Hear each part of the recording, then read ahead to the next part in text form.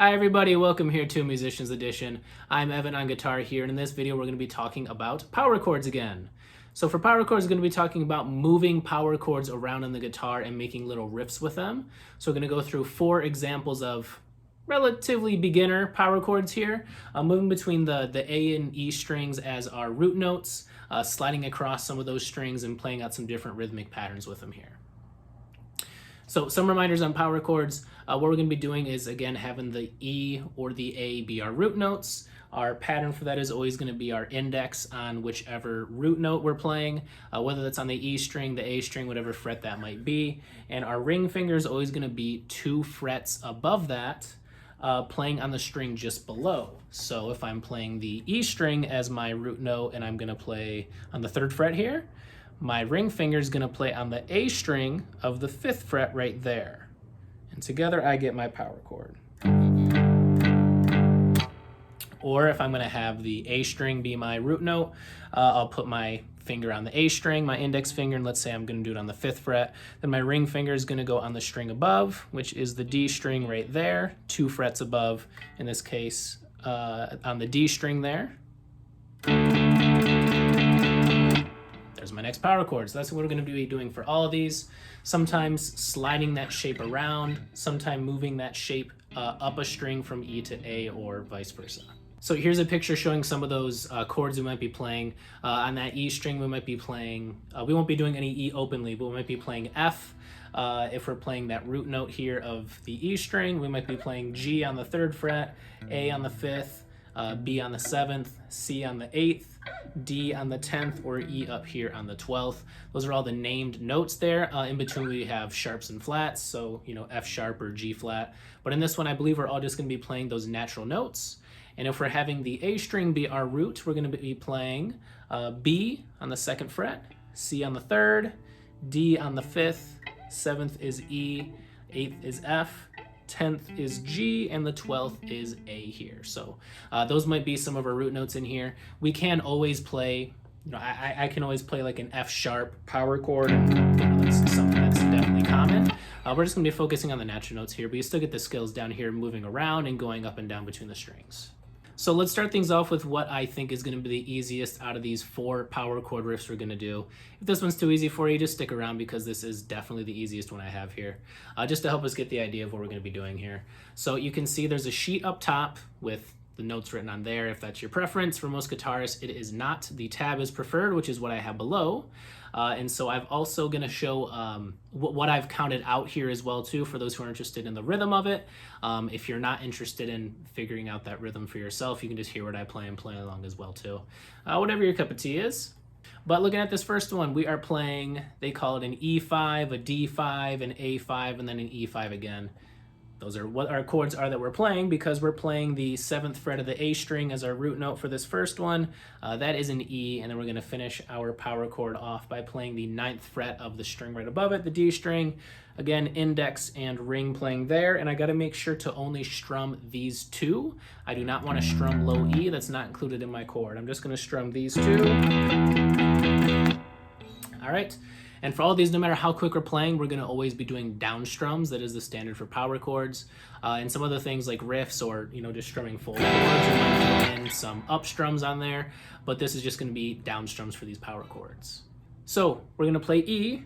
And then we're going to play some D, which is going to be 5 and 7, sliding back from 7-9 to 5-7 here. We're going to go back down a string. We're going to play an A chord by going to the E string, actually. We're going to play the 5th fret here to get an A5. And then back up to E, we're combining that up a string and the slide here, going from A to E, which was 7 and 9 to finish it off. And for our pattern, I can write out the numbers here for you guys. This is what that looks like. So I'm playing an E on the 1, 1. I lift up on the 2 where that rest is. Get ready to slide to D to play 3 and lift up on the 4. Go to A, I'm gonna play 1, lift up on 2. Go to E, play 3 and then lift up. So altogether what I get is this.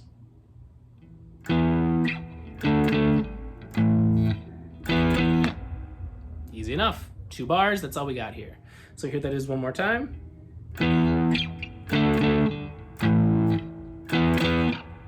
There we go. So go ahead and play this one with me here. I'll give us a countdown in. We'll go 1, 2, ready, go. And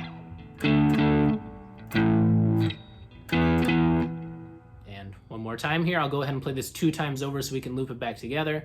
So stick with me here. We'll go 1, 2, ready, go.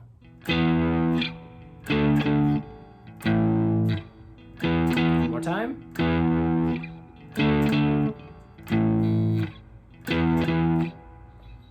There we have it. That is our first one in the books. What I think is the easiest one here for sure. We'll go ahead and take a look at one that's a bit harder now. All right, so we're looking at the same chords in this one. We're going to be playing A, D, and E5s. So again, A was found on the 5th fret of the E string. With our root note there, we're playing 5 and 7.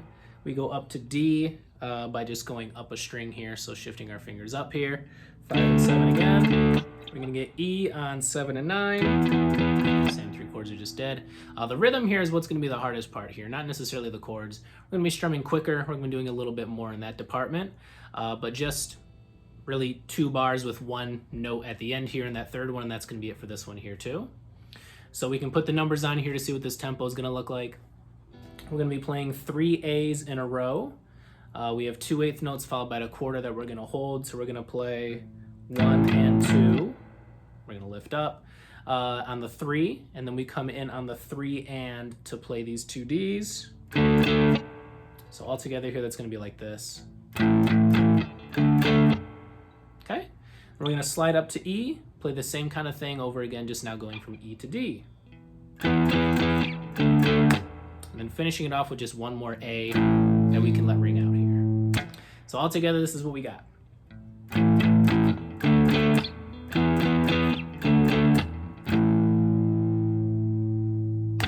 There it is. So go ahead and play this one with me here. We'll count us in. 1, 2, ready, go.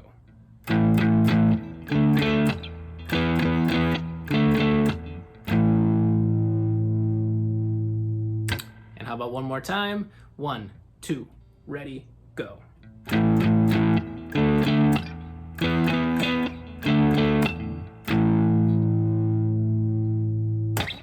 Riff number 2 in the books.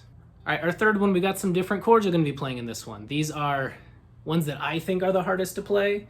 We're playing on the E string all the way over here with an F and a G. These are the hardest because these frets are the furthest spaced out. And so that makes them a bit more difficult to play. And I feel like my hands are just kind of stretching pretty far over, whereas I'm much more comfortable inside, closer to here with what we just did. But we'll make this happen. So we're going to be playing an F by playing 1st fret on the E and 3rd fret on the A. Here's an F. All right, for our G, we're just going to slide 2, 3, and 5 on the same string. So from 1 and 3 to 3 and 5.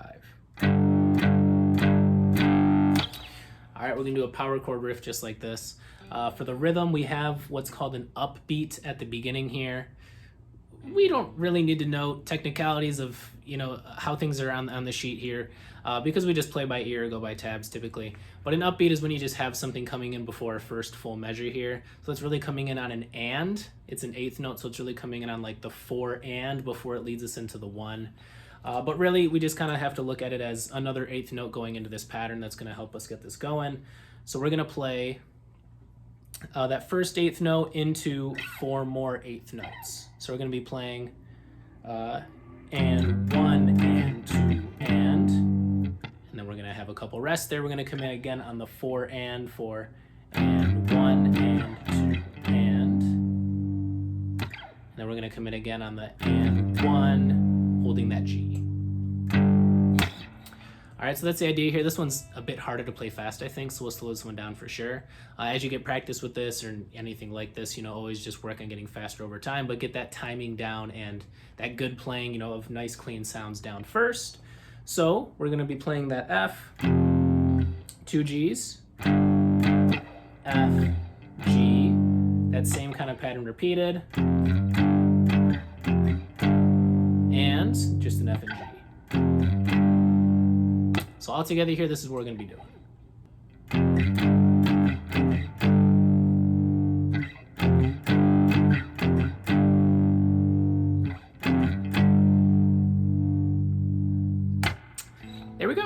So let's go ahead and play this one together here. I'm going to count us in, and we're going to come in on the 4 and.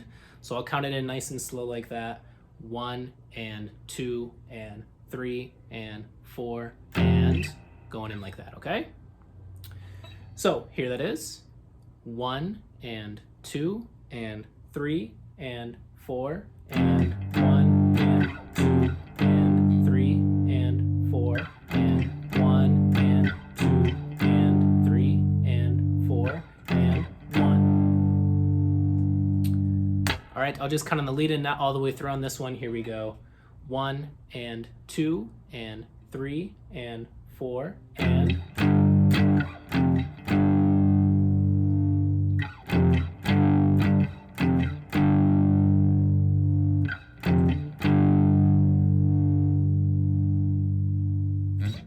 there it is.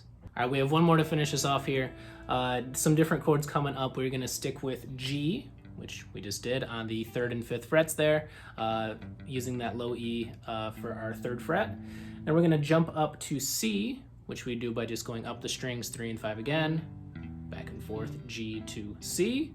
Then we're gonna go ahead and do E and D, which is gonna be a big slide up to the 7th fret here for E, and then a slide down for D to the 5th fret, finishing it on one more G. We're gonna slide down and back to G here on the 3rd and 5th frets of that root with the E and the A. All right, so practicing those movements a bit, we're gonna go from G up to C, sliding up to E, sliding back down to D, and moving back to G. All right, as far as the rhythm here, we're gonna be dealing with some quarters and 8th notes. So it's gonna sound a bit like this when we count it out. 3 G's in a row, 1 and 2. On the 3, we're gonna go ahead and play that C, 3, rest on 4, so we're gonna lift up and get ready to slide to E, where we're gonna play 1 and 2, and is where that D comes in, the 2 ands, one more time. 1 and 2 and. On the sheet, you see an extra set of notes. It's a tie connecting those, just saying that we're going to extend that D for a bit longer. Not a separate note, as you can see on the tab. It's only 4 things we hit, but on the sheet there's kind of 5 instances of notes. Ignore that last one. It's just a tie saying that we're going to hold that D for longer. So all together here, we're going to get something like this. I'll count it out here.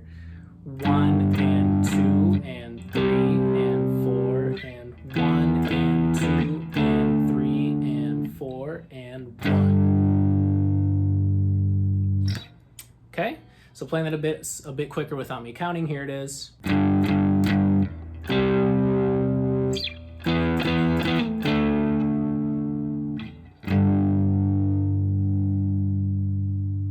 There it is. So I'll go ahead and count us in and count through it so you guys can stick with me, and then one more without me counting. So 1, 2, ready, go. 1 and 2 and 3 and 4 and 1 and 2 and 3 and 4 and 1. All right, one more time. I'll just do the lead in without counting it out. Here we go. 1, 2, ready, go.